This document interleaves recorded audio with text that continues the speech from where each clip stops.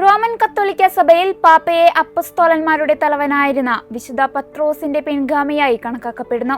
റോമിലെ ബിഷപ്പ് എന്ന നിലയിൽ വിശ്വാസത്തിന്റെയും ധാർമ്മികതയുടെയും കാര്യങ്ങളിലും സഭാ അച്ചടക്കത്തിലും ഭരണകൂടത്തിലും സാർവത്രിക സഭയുടെ മേൽ പൂർണ്ണവും പരമോന്നതവുമായ അധികാരപരിധി പാപ്പയ്ക്കുണ്ട്. കത്തോലിക്കരുടെ ഏകദേശം 1.3 ബില്യൺ ജനസംഖ്യയുടെ വിശ്വാസത്തിന്റെയും ധാർമ്മികതയുടെയും വിഷയങ്ങളിൽ പാപ്പ തീരുമാനങ്ങൾ എടുക്കുന്നു.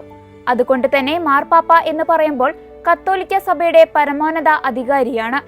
സഭയിൽ ഒരു മാർപ്പാപ്പ തെരഞ്ഞെടുക്കപ്പെട്ടതിന് ശേഷം പൊതുവേദിയിൽ പ്രത്യക്ഷപ്പെടുന്നതിന് മുമ്പ് മാർപ്പാപ്പ ആകുന്ന ആൾ കർദിനാൾ സംഘത്തിനിടയിൽ വെച്ച് രഹസ്യമായി സ്വീകരിക്കുന്ന 7 വിശുദ്ധ വസ്തുക്കൾ ഏതൊക്കെയെന്ന് പരിചയപ്പെടാം. ദി വൈറ്റ് കേസക് അഥവാ ലോഹ. വെളുത്തതും വളരെ ലളിതവും പെട്ടെന്ന് തിരിച്ചറിയാൻ പറ്റുന്നതുമാണ് ഈ ലോഹ. വെളുത്ത നിറം സൂചിപ്പിക്കുന്നത് പൊതുജീവിതത്തിന്റെ പരിശുദ്ധിയെയും ആത്മീയ പുനർജന്മത്തെയുമാണ്. പാപ്പയായി തെരഞ്ഞെടുത്തയാൾ ആദ്യമായി കേസക്ക് ധരിക്കുമ്പോൾ കരയാറുണ്ട്. കേസക്ക് ധരിക്കുമ്പോൾ പാപ്പ പുതിയൊരു ആത്മീയ ജീവിതത്തിലേക്ക് കടക്കുകയാണ്. ഈ കേസക് ഈശോയുടെ തിരുക്കച്ചയ്ക്ക് സമാനമാണ്. ഇത് പാപ്പയുടെ മരണാനന്തര ശുശ്രൂഷകളിലും ധരിക്കാറുണ്ട്.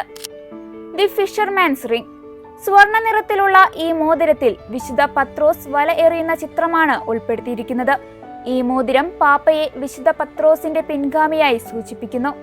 മോതിരം ഔദ്യോഗികമായ രേഖകളിൽ മുദ്രയായും ഉപയോഗിക്കാറുണ്ട്. ഇത് പാപ്പയുടെ അധികാരത്തെയാണ് കാണിക്കുന്നത്. ഈ മോതിരം പാപ്പയുടെ മരണശേഷം തച്ചുടയ്ക്കുകയും ചെയ്യുന്നു. ദി പാലിയം. കഴുത്തിന് ചുറ്റും ധരിക്കുന്ന തിരുവസ്ത്രമാണ് പാലിയം. അതിൽ 4 കുരിശുകളുണ്ട്. ഈ കുരിശുകൾ സഭയെ മുന്നോട്ട് നയിക്കുന്നതിൽ പാപ്പയുടെ ഉത്തരവാദിത്തത്തെ സൂചിപ്പിക്കുന്നു. ഇതുകൂടാതെ പാലിയം ആടുകളെ തോളിലേറ്റുന്ന നല്ല ഇടയനെ പ്രതിനിധീകരിക്കുന്നു. പാലിയം പാപ്പമാരും ചില ആർച്ച് ബിഷപ്പുമാരും അവരുടെ ഔദ്യോഗിക പദവിയെ സൂചിപ്പിക്കുന്നതിനായും ധരിക്കാറുണ്ട്. The papal ഫെറൂല. പാപ്പ ഉപയോഗിക്കുന്ന ഈ അധികാരദണ്ഡ് സഭയെ മുന്നോട്ട് നയിക്കാനുള്ള പാപ്പയുടെ അധികാരത്തെ സൂചിപ്പിക്കുന്നു. ഇടയൻ ആടുകളെ ശരിയായ മാർഗത്തിലൂടെ നയിക്കുവാൻ വടി ഉപയോഗിക്കുന്ന പോലെ പാപ്പയുടെ ഈ അധികാരദണ്ഡ് തന്റെ അജഗണത്തെ നയിക്കുന്നതിനെ താനും ഒരു ഇടയനാണ് എന്ന ബോധ്യം ഉണ്ടാക്കുന്നു. The red papal shoes. ഷൂസിലെ ചുവപ്പ് നിറം രക്തസാക്ഷിത്വത്തെ സൂചിപ്പിക്കുന്നു. മാർപ്പാപ്പമാർ ചുവന്ന നിറത്തിലുള്ള ഷൂ ധരിക്കുമ്പോൾ വിശ്വാസത്തെ പ്രതി ജീവൻ ത്യജിച്ച് കടന്നുപോയവരുടെ വേദനകളിലൂടെ മാർപ്പാപ്പമാർ നടക്കുന്നതിനെ പ്രതിനിധാനം ചെയ്യുന്നു.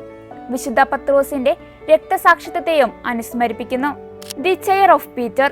പത്രോസിന്റെ ഇരിപ്പിടം എന്നത് വെറുമൊരു ഇരിപ്പിടമല്ല, ഇത് ആത്മീയ അധികാരിയുടെ ഇരിപ്പിടമാണ്.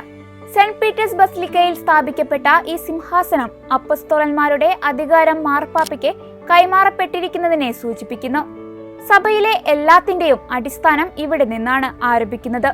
ഈ ഇരിപ്പിടം സഭയുടെ ഐക്യത്തെ അംഗീകരിക്കുന്ന അടയാളമാണ്. ദിനേയും. പുതിയ മാർപ്പാപ്പ തെരഞ്ഞെടുക്കുന്ന ഏറ്റവും പ്രധാനപ്പെട്ട ഒന്നാണ് പേര്.